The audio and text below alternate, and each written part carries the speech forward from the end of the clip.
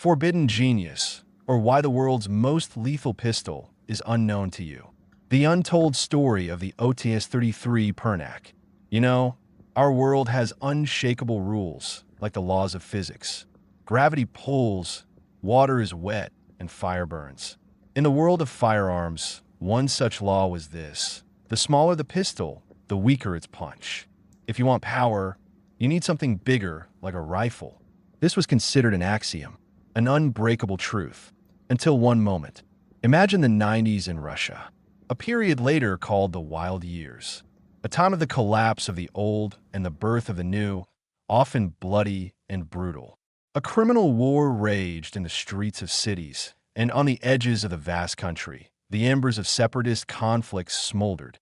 Special forces units, those elite squads of law enforcement, faced a problem for which they had no ready solution. They needed a weapon for urban combat, for tight stairwells, narrow corridors, car interiors, and terrorist-held rooms. The AK-74 rifle, powerful, time-tested, was like a bull in a china shop in such conditions. It was too long, awkward for a quick swing, hard to raise quickly from a ready position. The standard Makarov pistol, reliable as a hammer, was too weak.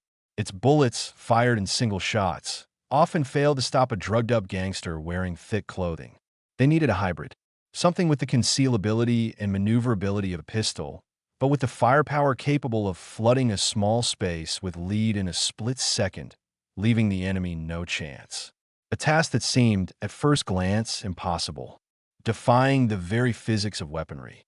And so, in those very wild 90s, in the city of Tula, within the holy of holies of Russian weapons designers, the Central Design and Research Bureau of Sporting and Hunting Arms, TSKIBSO, a group of people gathered who dared to question the unshakable axiom. Three designers, three titans of engineering thought: the legendary Igor Stechkin, the man whose APS automatic pistol became a symbol of KGB officers, Alexander Baltzer and Alexander Zinchenko. Their brainstorming session should have been accompanied by lightning flashes and thunderclaps. Because they conceived the impossible, they decided to create a pistol that would fire like a machine gun. A pistol capable of firing up to 900 rounds in a single minute. And it had to remain controllable, comfortable, and compact. Thus began the story of a weapon that some call the pinnacle of engineering, and others, a beautiful but failed experiment. The story of the OC-33 Pernach. And this isn't just a story about steel and mechanics. It's a story about genius, about timing, about money, and about why the most brilliant ideas sometimes just end up gathering dust on the shelves of secret arsenals.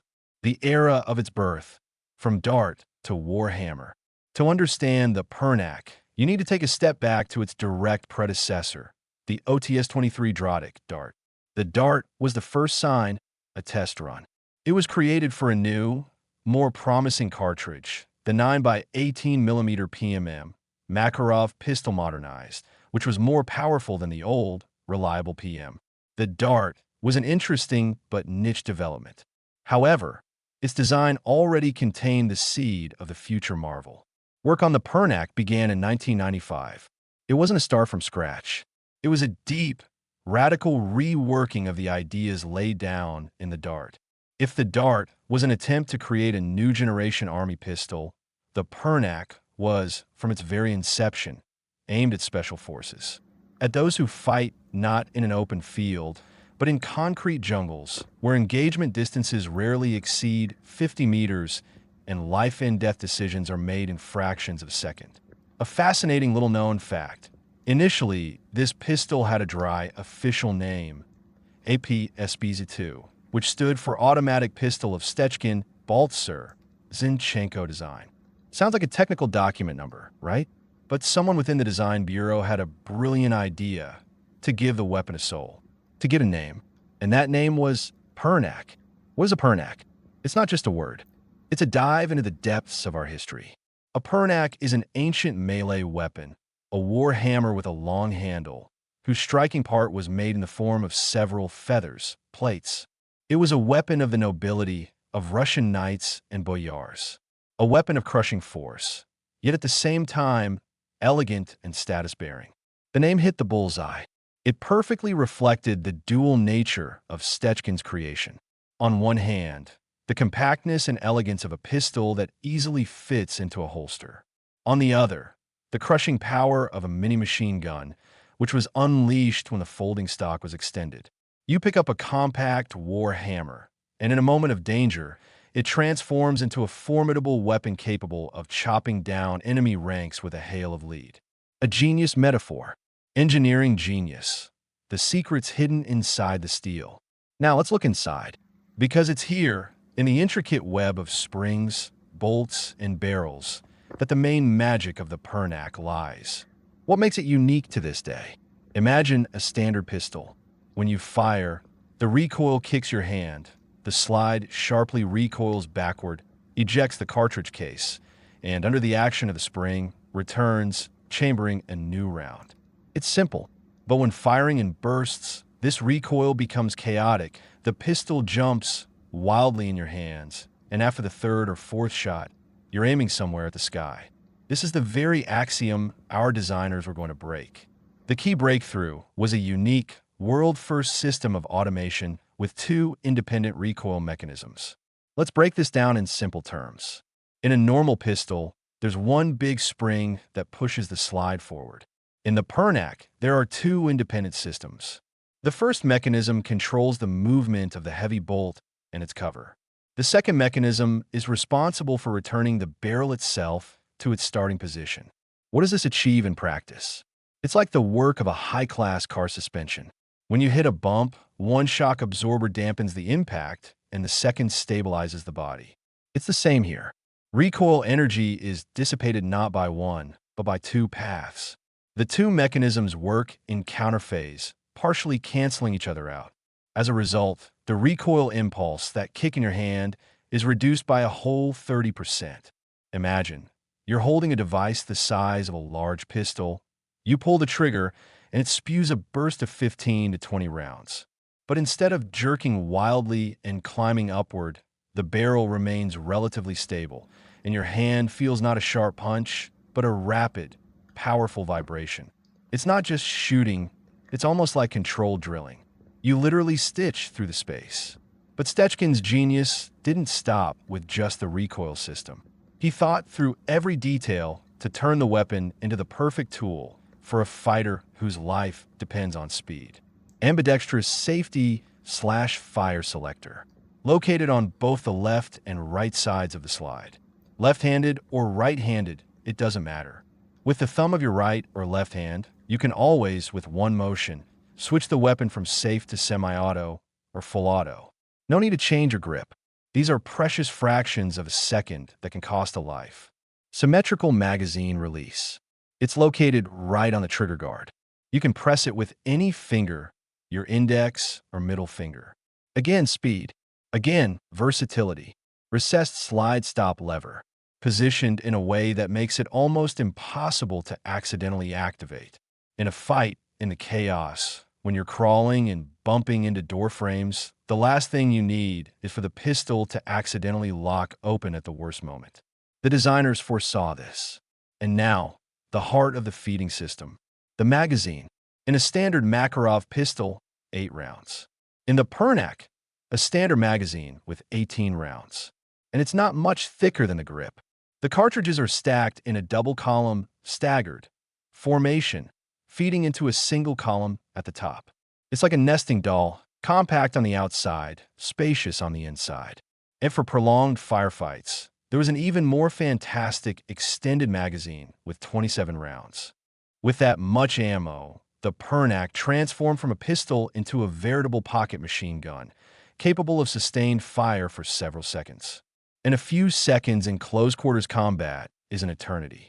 Performance figures, the physics of the absurd and record-breaking. Let's look at the dry, yet no less impressive, numbers that characterize this steel monster.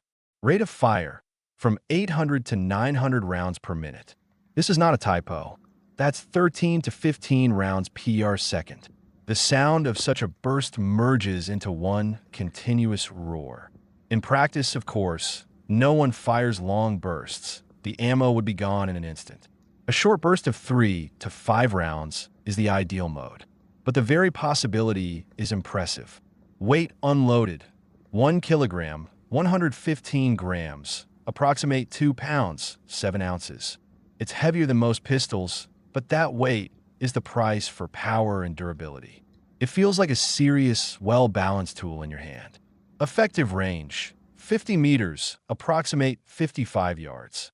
Perfect for the city. A window in a house across the street. A hallway in a building, a distance on a street.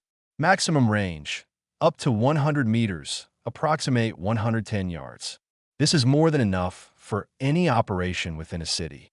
Now, let's talk about the physics behind this insane rate of fire. How is it even possible to make such a compact mechanism work so fast? The secret is minimizing the weight of the moving parts. The bolt in the Pernach was lightened to the limit. The engineers literally shaved off every extra gram so it could move faster. But here a trap awaited them. A bolt that was too light could, by inertia, overshoot, failing to chamber around fully, leading to malfunctions. This was a real puzzle, and they solved it brilliantly. The solution was twofold. First, the angle of the chamber was calculated with jeweler-like precision. Second, the internal surfaces were treated with a special coating that reduced friction by 15%. Imagine lubricating the mechanism not with oil, but with some fantastic nonstick polymer. Everything moves easily, smoothly, without hesitation. This is the highest level of engineering culture. This is the work of master craftsmen, of weapon-making virtuosos. Economic context and analysis. Why genius remained in the shadows. And now we come to the saddest and perhaps the most intriguing part of our story. Why did this masterpiece, this wonder weapon, not go into mass production? Why wasn't it issued to all the special forces units of the Ministry of Internal Affairs and the FSB? Why have you, most likely, never heard of it before? The answer lies not in design flaws, but in the harsh reality of the economics and high-level politics of the 90s and 2000s. 1. The price of genius. Producing the OTS-33 was incredibly expensive. All that magic with 2 recoil mechanisms, a moving barrel, special coatings require the highest precision, machining, and expensive materials. The moving barrel alone, a part of the most complex configuration, had to be milled on high-precision machines. The unit cost of one Pernach was several times higher than that of an AK-74U, let alone simple pistols. In an era when the country was going through a severe economic crisis, military and law enforcement budgets were cut to the bone. The state was not ready to pay huge sums for elite weapons for a limited circle of special units. It was simpler and cheaper to modify time-tested rifles, creating their shortened versions like the AK-74U and later the Vickers and Val, to a specific niche. The Pernach was created for ideal, close-quarters battle conditions in the city. But reality is often more complex. Special forces sometimes need not just a high rate of fire, but also armor-piercing capability and effective range. A rifle, even a shortened one, offered greater versatility. It could deliver effective fire at distances of up to 200 or 300 meters. Its bullet could penetrate light cover. The Pernach was a virtuoso of one, albeit very important role. 3. Training complexity. Handling such a weapon required training. Controlling bursts, conserving ammo, maintaining a complex mechanism. All this required a high level of skill from the operator. A simple rifle was easier and more straightforward for the average conscript or officer. 4. Politics and competition. The Tula TSKIBSOO is not the only weapons design bureau in Russia. There was, and is, fierce competition with the Izhevsk factories.